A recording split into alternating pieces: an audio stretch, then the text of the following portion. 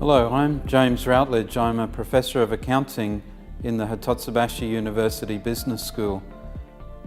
An issue that continues to interest me as a researcher is the impact of regulation on commercial activity. There are many important questions related to this issue. First, there is a general question as to the extent to which commercial activity should be regulated. There are two opposing views. The first is that regulation should be minimal and that market forces can be left to resolve problems rather than regulation. The second view is that because of observable and significant market failures, regulation is needed. The fact is, regulation is present in many areas of commerce, so perhaps the most important question is whether regulation is effective. Is it good for business? That is, does it lead to the outcomes anticipated by regulators? I would like to share with you an example of how my recent research has addressed this question. The example I would like to share is related to gender diversity on company boards of directors. What percentage of board members do you think female directors represent? You may be surprised to know that in many countries the percentage is very low. So low, in fact, that regulation has been introduced in some countries to increase the number of female directors on boards.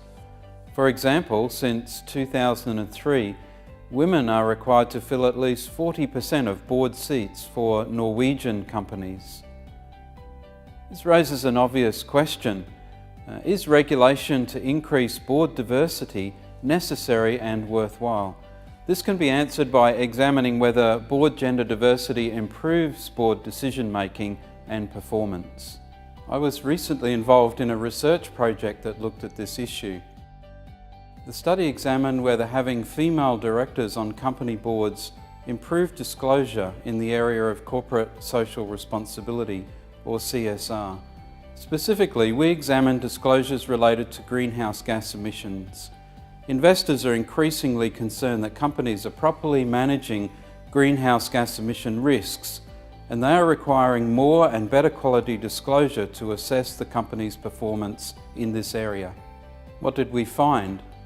The results of our study showed that companies with female directors were more likely to make emissions disclosures, and those disclosures were of better quality.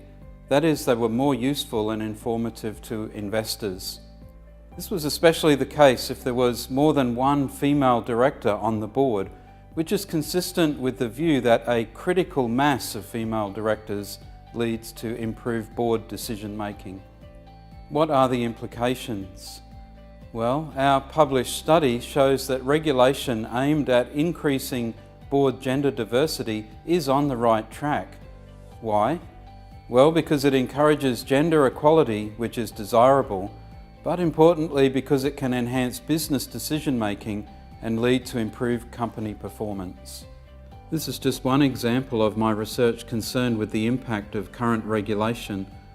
Other interesting questions that I have addressed include whether corporate governance regulation improves financial disclosure and the link between executive pay and company performance, and whether recent regulation of auditing practice means investors can have more confidence in audited financial reports. Research provides useful insights on important real-world problems and informs teaching at HITOTSUBASHI.